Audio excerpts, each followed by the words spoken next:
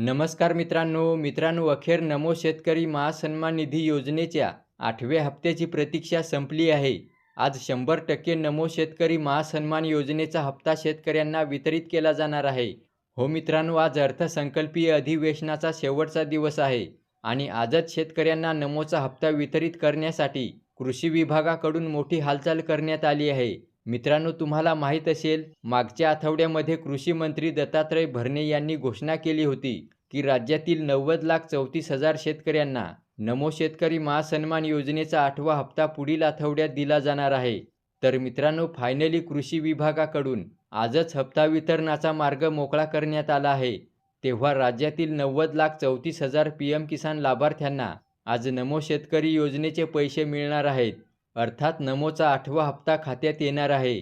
मित्रांनो, जेव्हा आज हप्ता वितरित केला जाईल तेव्हा लगेच तुम्हाला आपल्या चॅनलवर अपडेट मिळणार आहे. म्हणून चॅनल सबस्क्राईब केला नसेल तर सबस्क्राईब करून ठेवा.